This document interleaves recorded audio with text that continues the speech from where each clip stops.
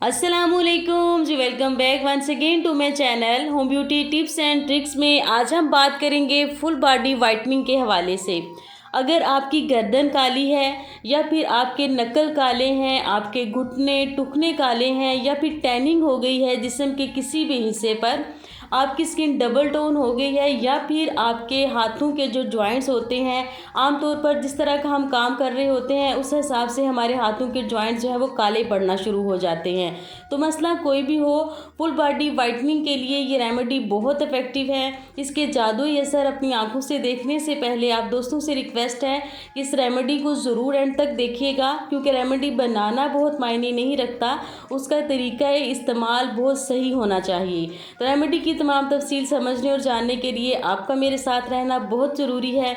उससे पहले आप दोस्तों से रिक्वेस्ट है जो कि फ़र्स्ट टाइम मेरे चैनल पर आए हैं, वो इस तरह की और रेमेडीज़ देखना चाहते हैं तो पहले मेरे चैनल को सब्सक्राइब कर लें, और जो लोग ऑलरेडी सब्सक्राइब कर चुके हैं उनका बहुत बहुत शुक्रिया। तो चलें जी, स्टार्ट कर लेते हैं आज की रेमेडी। हमेशा की तरह आज भी मेरी कोशिश होगी कि कुछ नेचुरल इंग्रेडिएंट के साथ आपको कुछ रेमेडी, इफ़ेक्टिव सी रेमेडी बताई जाए। तो आज की इस रेमेडी को तैयार करने के लिए सबसे पहले आपको गंदम का आटा चाहिए। गंदम का आटा सन टैनिंग को दूर करने के लिए और आपकी स्किन की डबल टोन को ख़त्म करने के लिए बहुत इफ़ेक्टिव होता है। 3 चम्मच के करीब यहाँ पर गंदम का आटा शामिल कर लें। उसके बाद हम 3 चम्मच के करीब ही यहाँ पर मकई का आटा शामिल करेंगे। कॉर्न स्टार्च या कॉर्नफ्लोर के नाम से इसे जाना जाता है, जो भी आप कहते हो। 3 चम्मच ये भी शामिल कीजिएगा। ना सिर्फ आपकी स्किन को वाइट करेगा बल्कि यंग लुक देने के लिए भी बहुत इफ़ेक्टिव है।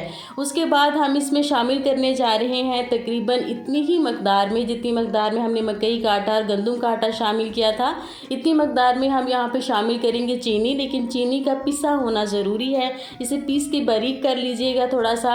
मार्केट में भी पिसी हुई चीनी अवेलेबल है, लेकिन अगर आप खुद भी पीस देंगे तो भी कोई मज़ायका नहीं है। 3 चम्मच ये शामिल किए।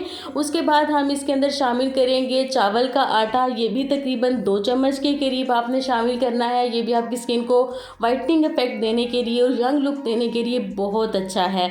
उसके बाद हम इसमें शामिल करेंगे ड्राई मिल्क पाउडर। अगर आप चाहें तो आप रॉ मिल्क भी शामिल कर सकते हैं, कच्चा दूध भी इस्तेमाल कर सकते हैं। मैंने यहाँ पर तमाम पाउडर इस्तेमाल किए थे तो इसलिए ड्राई मिल्क पाउडर का इस्तेमाल कर लिया। ये भी आपकी स्किन को वाइट बनाएगा। उसके बाद आज की जो रेमेडी है उसका मेन इंग्रेडिएंट जो है वो है ब्लीचिंग पाउडर। ये ब्लीचिंग पाउडर आमतौर पर जब हम ब्लीच घर में लाते हैं तो उसके साथ मौजूद होता है, लेकिन अगर ना हो आपके पास तो भी ये मार्केट में ब्लीचिंग पाउडर के नाम से अवेलेबल है, कहीं से भी आपको मिल जाएगा। मैंने यहाँ पर ये ब्लीचिंग पाउडर 1 चम्मच के करीब इस्तेमाल किया था। अगर आप मार्केट से अलग से मिलने वाला पाउडर इस्तेमाल करें तो फिर आप उसके 2 चम्मच इस्तेमाल कर लीजिएगा।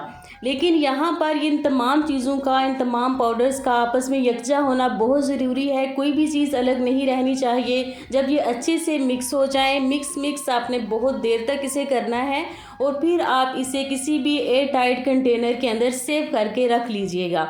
यहाँ तक तो बात थी कि इस रेमेडी के अंदर हम क्या क्या चीज़ और कितनी मकदार में शामिल करेंगे और फिर किस तरह से इसे सेव करके रखना है। अगले स्टेप में मैं आप लोगों के साथ शेयर करूंगी कि एक बार के इस्तेमाल के लिए आपने कितनी मकदार तैयार करनी है।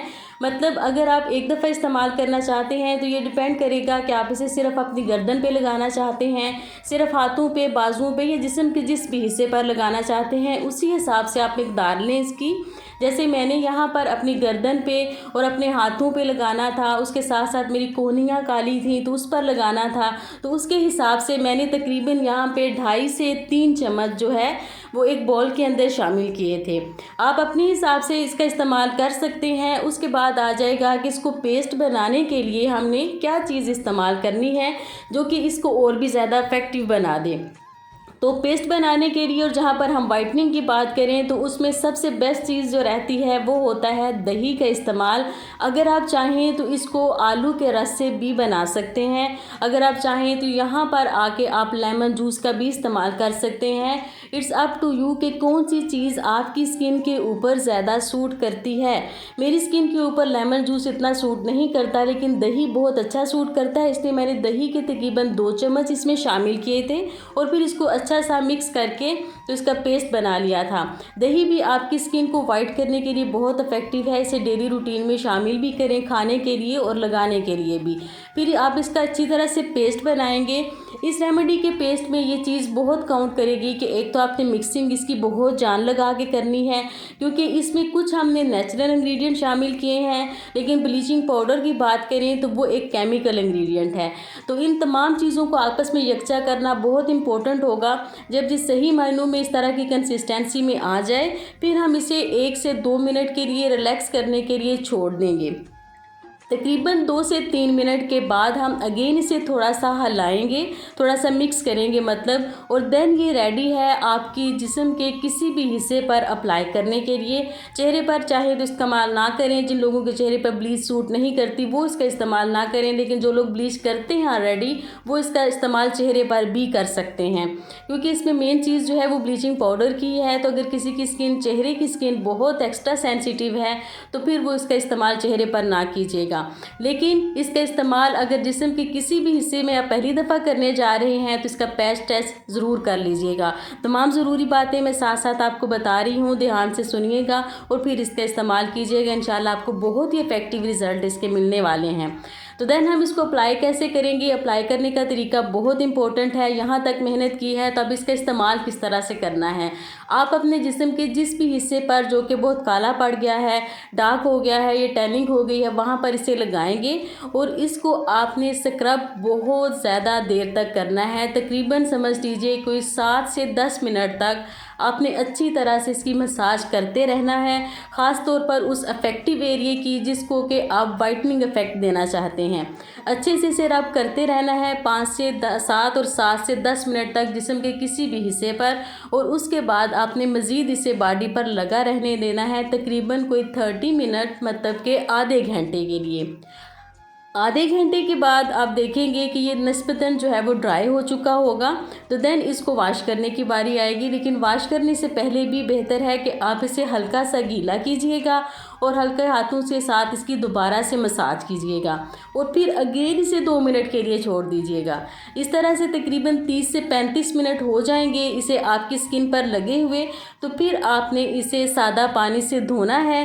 पहली दफ़ा के धोने से आप देख के कहेंगे वाओ, इतना अच्छा रिज़ल्ट आएगा आपके हाथों पर या जिस्म के जिस भी हिस्से पर जहां पर आपने इस रेमेडी का इस्तेमाल किया होगा। लेकिन इसके साथ ये बात नज़र में रखिएगा कि अगर आपने काली गर्दन के लिए या फिर वो जॉइंट्स, टुकने, घुटने जो डार्क हो चुके थे उसके लिए इस रेमेडी का इस्तेमाल करेंगे तो उसके लिए आपको कंटिन्यूटी दिखानी है। हफ्ते में 3 बार और 10 से 15 दिन आपने इसका कंटिन्यूसली इस्तेमाल करना है, फिर आपको बहुत अच्छे रिज़ल्ट मिल जाएंगे। रेमेडी अच्छी लगी हो, मज़ीद इस तरह की रेमेडीज़ देखना चाहते हो तो पहले तो इस वीडियो को लाइक करें, इससे मेरी हौसला अफजाई होगी। रिजल्ट अच्छे मिले कमेंट सेक्शन में आके बताइएगा और अपनी फ्रेंड्स और फैमिली के साथ शेयर भी कीजिएगा। मज़ीद इस तरह की रेमेडीज़ देखने के लिए सब्सक्राइब करने के साथ साथ बेल आइकन को भी प्रेस कर दें। मुझे अब इजाज़त दें, फिर किसी बहुत अच्छी सी रेमेडी के साथ हाजिर होंगी। टिल देन अल्लाह हाफिज़।